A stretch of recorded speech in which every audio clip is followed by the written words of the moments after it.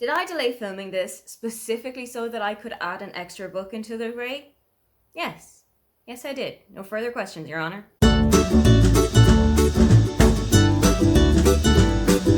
Hi, welcome, come on in. My name is Aoife, and today we are wrapping up everything that I read in July. I had a relatively okay reading month when it came to July. Quality wasn't great, but the quantity is starting to edge up a little bit, so hopefully by the end of the year, I'm going to be back into some kind of a reading rhythm that I have been in the last couple of years. I've really been feeling slumpy over the last couple of months, so hopefully, now that things are starting to take a little bit of an upswing, this is just a wave that I'm going to be able to ride for a couple of months. We always start with the stats, and across July, I finished 7 books and DNF'd 1. Of the 7 books that I read, all 7 were geared towards an adult audience. 2 of the books that I read were read physically, 2 others were ebooks, and the final 3 were audiobooks. That all totaled up to 1,355 pages and the equivalent of 32 hours of audiobook reading. In terms of the genres, 3 books each were contemporaries and romances, and the other 1 book was a historical fiction. In terms of ratings, 2 books got 4.5 stars, another 2 books got 4 stars, 1 book got a 3.5, 1 book got a 3, and 1 book got a 2.5. When talking about the books, I always start out with what I DNF'd. And in July, I DNF'd Slags by Emma Jane Unsworth. I think I went into this with different expectations to what it actually was. This is about Sarah and Juliet, who are sisters in their early 40s, and life is getting a little bit stagnant. So they decide to head into a WV van and take a road trip up to the Scottish Highlands. I was expecting this book to be all about that said road trip, but it came really late into the book. I think I got to about 40 or so percent before we had even turned a key in the ignition. And for me, that was just a little bit too late for the action to really start happening. The book also takes place in a dual timeline where you are taking place now, but you're also back in the 1990s when Sarah was 15, and she's really living a bit of a hedonistic lifestyle. She's not doing very well in school, but she is completely infatuated with her English teacher. And as I was reading on, it started to have whispers of a teacher and student relationship. That isn't something that I really enjoy reading, so I knew that when this was starting to come to fruition, I had to take a stage left on this book. On to the books then that I did read, starting with One Golden Summer by Carly Fortune. This is a follow-up to Every Summer After. It's taking place in Barry's Bay once again, and we are once again meeting with Sam and Charlie and Persephone. But this time we're also meeting Alice. When Alice was 17 and huge into photography, she came to Barry's Bay with her family and snapped a picture of 3 teenagers who were on a boat in the water having fun together. She's always had that photograph in the back of her mind, and particularly the 3 people who were in it. She just felt that family love and community between the 3 of them, but she had no idea who it was that was the subject of her photograph. Now, about 12 or so years later, Alice is back in Barry's Bay with her grandmother who's recovering from a hip accident. Alice is here for a bit of a slower life with her grandmother and to kind of take things easy, because she hasn't really had the easiest of lives back in Toronto. But she's here to take a breather and just relax and kind of discover herself. Alice has decided that for the summer that she's here, she's going to put together a bucket list of things that she really wants to do. It included things like have a kiss with a really cute guy, go on the back of a motorcycle, take a hike in the forest, lie out and sleep under the stars. There were so many fun things on that list, and I love a list. I am an unabashed ticky box girl, and I just love putting a list together at the start of the day and eventually getting through everything and knowing that now I can take a breather. Seeing somebody else who kind of had that spirit within them was such a great thing to see. And I also just really loved watching Alice ticking everything off on her list. But she isn't ticking that list off alone, because she's actually got some help from Charlie. She bumps into him while she is out grocery shopping for herself and her grandmother. And slowly it starts to reveal itself that Charlie is one of the people that was in Alice's framed photograph. I really loved the chemistry between Alice and Charlie. They had such a great relationship that kind of formed from a budding, really nice friendship. They had real trust for one another. They really looked out for one another, and you could tell that the spark was there pretty much as soon as they had laid eyes on each other, even when Alice didn't know that he had such a big impact on her life. However, there were a couple of banana skins that I found with their relationship. And one thing was that Charlie was going through quite a big thing in his personal life that really impacted his ability to have a romantic relationship, because he felt like this was a huge part of him that he couldn't really share with anybody else, even though it really should have been shared with somebody. It all stems from Charlie's father's illness and death when Charlie was a teenager. And he has a lot of PTSD about that, but he also has something that is affecting him physically and health wise. I thought that this should have been addressed a bit better and a bit sooner, and this being the source of the third act conflict, that wasn't something that sit super right with me.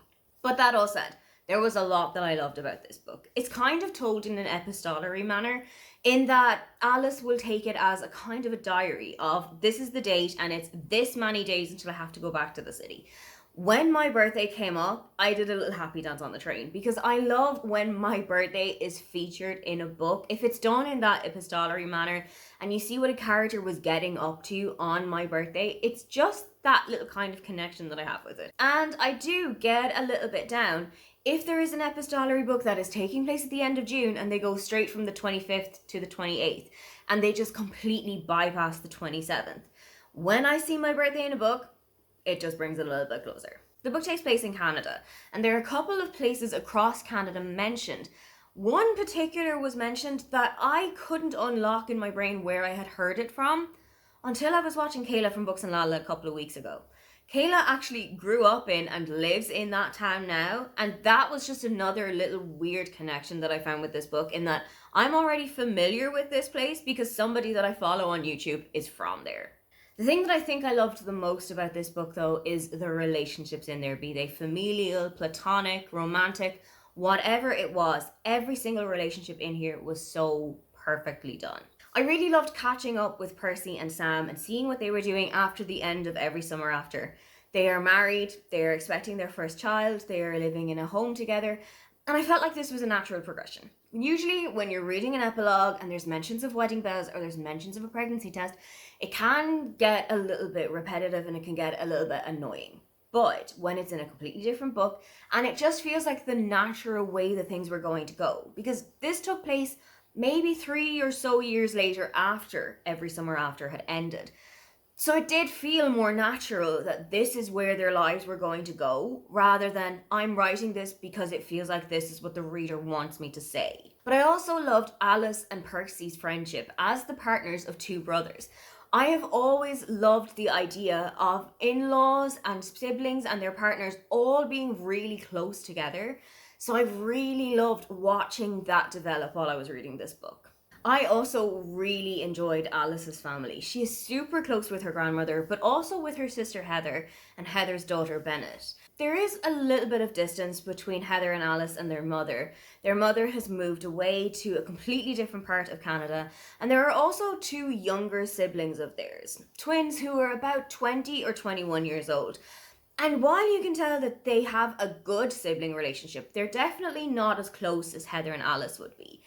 I think a reason for this is that there is quite a wide age gap between them. Heather and Alice are in their late 20s, early 30s, whereas the twins, as I said, are in their early 20s. And there's just a little bit of a wide gap between those ages that it almost feels like a completely different generation. I think it's really interesting when there is such a wide age gap between siblings, how it is that they interact with one another. And I think that this was done pretty realistically. This is my third of Carly Fortune's books. I still have got Meet Me at the Lake left to read, and I am really interested in that one. I don't know if I'm going to be able to wait until next summer that I actually get to pick this one up, but let's see if I like it as much as I like the other three. Then I went on to Swept Away by Beth O'Leary. I've had an up and down with her books lately. I loved The Flat Share, and I absolutely loved The No Show, but I really didn't enjoy The Road Trip, and The Wake Up Call just did nothing for me. So I wasn't sure where I was going to lie with this one. It was either going to be fantastic, 5 stars, or hated it. I was somewhere in the middle. This was fine. I have a phrase that this book exists and I read it, and this book absolutely exists and I read it. This is about Zeke and Lexi, who meet each other at a pub one night and head back to the houseboat to keep everything going. The next morning, they wake up and the houseboat has become untethered. They are now floating adrift in the North Sea. There are very few rations. There's absolutely zero phone coverage, so they can't even ring back to dry land and get somebody to come and rescue them. It turns out that they're not entirely sure who it is that owns this boat. Lexi's friend has just bought it, but Zeke was also left it in his father's will, and he has bought it back after that. This was the start of what I can describe as a comedy of errors. Everything that could go wrong went spectacularly wrong. Between them running out of food very easily, between Lexi accidentally stabbing Zeke with his kitchen knives, between them finding an oil rig and then missing it by like this much and drifting away. Everything that could go wrong went wrong, and it just felt so demotivating to read this book as it kept going. There was an underlying theme of fathers, their involvement in your life, them missing from your life. And as we start to go on in this book, I was starting to pick up signals of something that was going to be a huge reveal by the end of this book. And I was not even just bang on, I couldn't have been more right. I knew almost from the first moment that this had been brought up that this was the direction this book was going in, which sometimes for me that feels like, oh my god, I know exactly what's happening. But for me, it just felt a little bit too cliche, a little bit too predictable. And I really didn't like how it was handled at all. There's so much miscommunication in this book. A lot of it is between Zeke and Lexi, but there are also other characters who are involved in miscommunication in many other ways.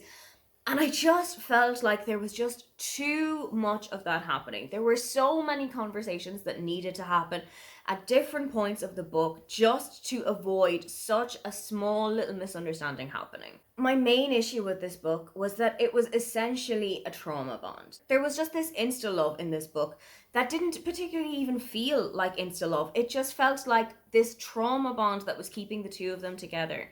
And I really didn't enjoy that. I don't want to read trauma porn, and I don't want to read books that are going to give me that kind of a vibe. It's why I've kept such a wide berth from A Little Life by Hanya Yanagihara. And this had a kind of a trauma bond running through the entire book, and that just turned me off the entire way through.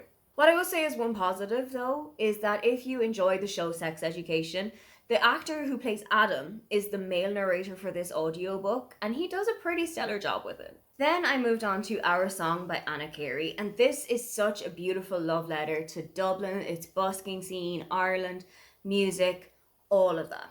This is following Laura and Tig. They first met when they were teenagers back in the 90s and noughties. They started a band together when they first met at a summer Irish course, and things kind of exploded from there. They had a really great working relationship together, but even though Laura had such huge feelings for Tig, nothing ever happened between the two of them. They went their separate ways when Laura left the band, and she went to work in insurance while Tig continued on as a huge world famous musician. He has released 6 albums and is working on an upcoming one when he calls Laura one day out of the blue. He would really love to continue working on a song that they were putting together back when they were teenagers, and he really wants her input on it. Laura's a little bit concerned about this because she hasn't seen Tig in such a long time. She has no idea what this is going to do for the feelings that she always had for him, if it's going to bring anything back, if there's any animosity between the two of them, but they fall right back into this really great rhythm of just putting chords together, putting words to the music, and making a phenomenal sound between the two of them. It turns out, though, that the feelings that Laura had for Tig have always been reciprocated, and they start to tentatively go down that road as well. Something that you do see in Laura and Tig's relationship is just the huge difference between being a normal person and being a celebrity. Tig can ring up any restaurant in Dublin that he so chooses, and they will have a quiet booth in the background for him with no interruptions from any of the other diners, no view from the paparazzi. They can just go and have a meal together as if they were two normal people in the world. There is a bit of a conflict about this towards the end of the novel, in that Laura tells him that he has no idea how to live in the normal world, and that he has no idea the privilege that he is living with, where he can just ring things up and he can just have things delivered to him that people don't usually get delivered. He can just have anything that he wants basically at the click of his fingers. And I did understand that. Obviously, as somebody who is not a celebrity, there is none of that privilege that is awarded to me. And I do think that it is something that A-listers, B-listers, whatever, would struggle with if they were back in the stages of anonymity. Among all of the other things that I said this book was a love letter to, it is also a love letter to Ireland, to its language, to the situations in there. And I felt like this might have been a little bit too closed off. There is a possibility that this book is not going to work as well outside of Ireland purely because of how Irish and cultural it is. As I said, Laura and Tig meet each other at a summer language course. This is something that so many teenagers, myself included, have gone through every single summer. That they will move away from home for 3 weeks, go to the Gaeltacht, which is an Irish speaking area, go to a Gaelscoil, which is a school all done throughout Irish, and they will spend those 3 weeks basically doing intensive Irish language courses.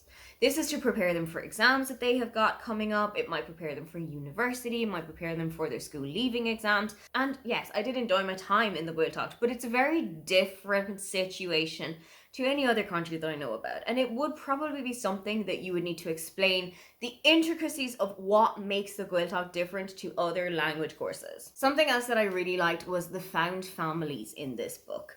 When Laura and Tig are younger, they are surrounded by a huge group of friends who are so in love with music and with sharing their music knowledge and their talents with everyone. But as Laura grows up, she starts to lose touch with some of those friends, but she is still in touch with her best friend Katie. They've known each other since they were teenagers, and when Laura goes through a breakup and a job loss within a couple of months of one another, Laura is invited to move in with Katie and her wife Jean. I absolutely loved watching them live together. It kind of felt like a big adult sleepover, but expanded out because it never felt like Laura was imposing on them. It never felt like she was intruding on them. It just felt like a married couple and one of their best friends living together. This is Anna Carey's debut adult novel, but she's also written a lot of books for YA readers. And I think I'm going to go back and check out what her YA was like because I really enjoyed her writing style. Then I read Four Aunties and a Wedding by Jessie Q. Sutanto. This is the follow-up to Dial for Aunties, which I absolutely loved. And this one is taking place in Oxford, England for Medi and Nathan's wedding. Medi is bringing her entire family over to Oxford to get everything ready for the wedding. But because she doesn't want her family to be working for this wedding, she has actually found a whole other family of vendors. One night, Medi overhears Stephanie while she is on the phone, and it turns out that Stephanie's entire family isn't wedding vendors. They're all part of the mafia, and they are here with one specific job. They have got somebody on their sides, and that guest is not going to leave the wedding alive. I felt really bad for Nathan while I was reading this book because he basically sees his new wife for a combination of about 3 minutes across the entirety of the wedding day. And I felt so bad for him. I know that couples are pulled 6 ways from Sunday on their wedding day so that they can take pictures, so that they can go and talk to this family member, so that they can go and check that everything on the list is going well. But I just wish that Medi and Nathan had had a little bit more time together to celebrate their newfound married life together. This book had all of the charm and all of the chaos from the Aunties in Dial A for Aunties, including them learning English from possibly the worst English instructor there has ever been, who is just teaching them the strangest slang you have ever heard. When they're at dinner with Nathan's parents, who are quite posh and quite well off, Big Aunt describes dinner as the dog's bollocks. Now, this is slang in the UK and it means really, really good, but it's not usually used among polite company. So you can just see them putting their foot in their mouth every single time that they open their mouths. In fact, this made me think of My Big Fat Greek Wedding, and Medi particularly reminded me of Tula from that film. She loves her family. Don't get me wrong, she is absolutely on board with them. But she is also a little bit cringed by all of their antics and all of their kind of making my culture work in this big wide world that I don't necessarily feel I fit into. I really loved that little connection when I made it in my head, and it just gave me a little bit more of an enjoyment in this book. I also thought that it was hilarious that throughout the course of this book, who it is that the families think is the mafia changes hands about 15 times when you're going through the book. And this brings on a whole other layer of chaos. everybody is afraid of everybody and everybody is tying up everybody else and keeping each other hostage. And I just thought that there was so much chaos going on throughout this wedding. They did get a knock on the door a couple of times to keep everything down, and to be quite honest, I'm almost surprised they didn't get kicked out of the entire hotel. This is the second book in the series, and the third one, The Good, the Bad, and the Aunties, came out last year, which will be following Mehdi and Nathan on their honeymoon in Indonesia while they're seeing all of Mehdi's extended family in the country. I am kind of excited to read this one, but I think I'm going to leave it for a little bit after this. This world was fun, but I think it was just a little bit too chaotic. And I think I need to sit in a quiet room by myself and take a breathe out first. Then I read 2 books for a vlog where the highest temperature for the day was going to determine how many pages I read. I did this with Fahrenheit values. So I was reading something around the late 60s, early 70s every single day. And the first book that I finished in that vlog was Sex and Vanity by Kevin Kwan. This is a retelling of A Room with a View, a book that I have never read before, but it is marketed as A Room with a View if the characters had trust funds and Instagram. It is set in 2 locations and 2 timelines. In 2013, we are in Capri, an island off the coast of Italy, and in 2018, we are in New York, in Manhattan and in the Hamptons. I really wanted to enjoy this one because I absolutely loved the Crazy Rich Asians series. I loved the chaos of that, I loved the splendor and the grandeur of it, but I feel like that was missing here. It also was missing quite a lot of that family dynamic that I had loved from Crazy Rich Asians. There were families in here, but they just didn't have that same spark and that same magic for me that the young family did from Crazy Rich Asians. Sex and Vanity follows Lucy. She is in Capri for her friend Isabel's wedding, and while she is there, she and her cousin Charlotte, who are together, Charlotte is kind of Lucy's chaperone because she's only 19. They are overheard talking by Rosemary and Rosemary's son George. Rosemary and George overhear Charlotte and Lucy complaining about their room. It's drab, it's dull, it's dreary, it's got a terrible view, and Rosemary and George offer to swap. They have got a splendid villa with views of the ocean, everything that anybody could ever want in a hotel room. And while they are reluctant, Lucy and Charlotte eventually agree to the swap. This starts a secret pining between Lucy and George, which culminates in them being caught by a drone one night while they're in a rather compromising position. Fast forward 5 years, Lucy has just got engaged and is planning her wedding to Cecil. Cecil's family is new money. He is from a family that has just struck oil in Texas, and the family is not sure what to do with any of this money, but it has changed their personalities 180 degrees.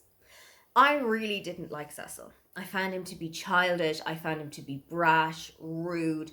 He was basically my least favorite character in this entire book. He had outbursts over the smallest of things. For instance, being asked to change his clothes while he was coming to a members club because he was wearing a shirt that didn't have a collar on it. Or if he was being left out of conversations that he necessarily didn't need to be in. I just found Cecil to be such a slog to read. And to be honest, throughout this entire book, there's no character development whatsoever.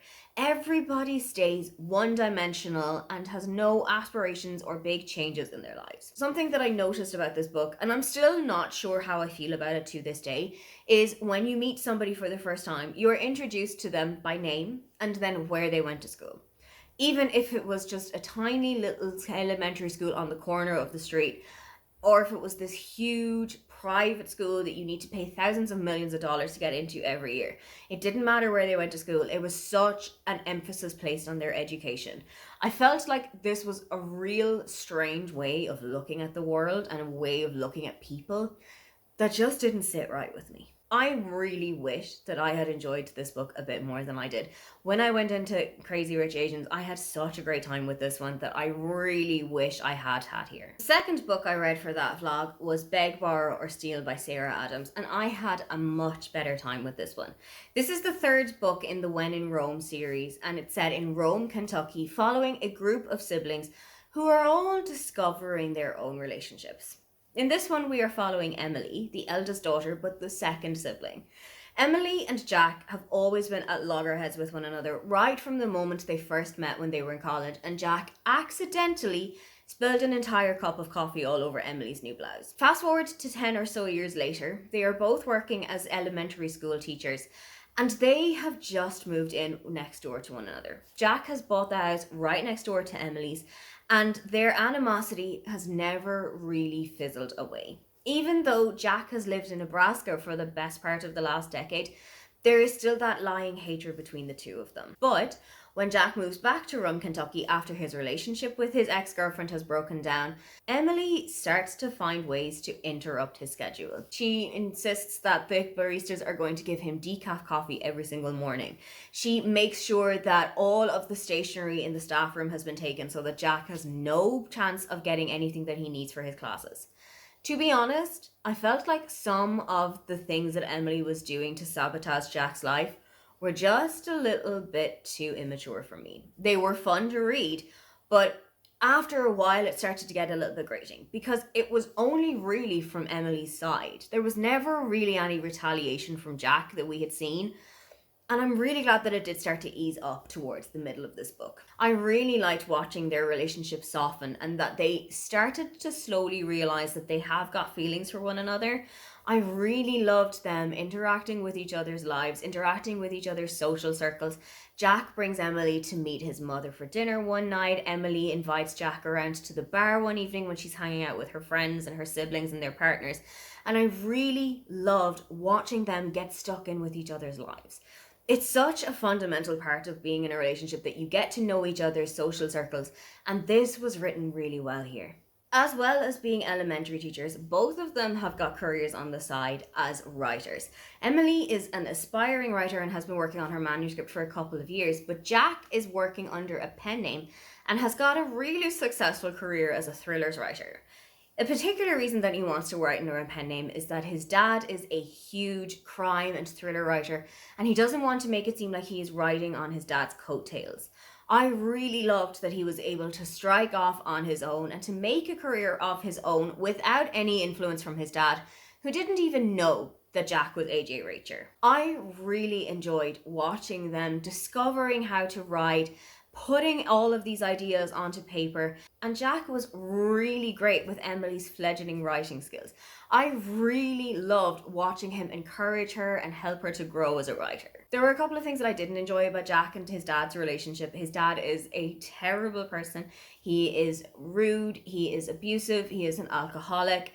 And I really didn't enjoy reading him, but I did enjoy reading Jack just eventually understand that enough was enough and I cannot bring myself back into this situation. A family dynamic I did love reading was Emily and her siblings. Emily is, for me, the textbook oldest daughter, and she is so concerned with what is happening with her younger siblings that she never really takes time to be concerned about what's happening with herself. She's also really concerned about the relationship between herself and her sister Madison. Madison has moved off to New York to become a chef, and Emily can feel a gap coming between the two of them. They don't talk as often anymore, they don't talk as deeply anymore, and she's really worried that this is what's going to be their relationship in the future, that it's never going to come back to the close-knit friendship that they had when they were living together in Kentucky, and I really sympathized with that. As a sibling who is living away from their other sibling, it does take a little bit more work and it does take a little bit more effort to keep the relationship that you have going, particularly if it's one that you feel is close and particularly if it's one that you want to foster. So seeing Emily getting a little bit in her head about that just really spoke to me. This book also feels a little bit spicier than any of the Sarah Adams books that I've read before.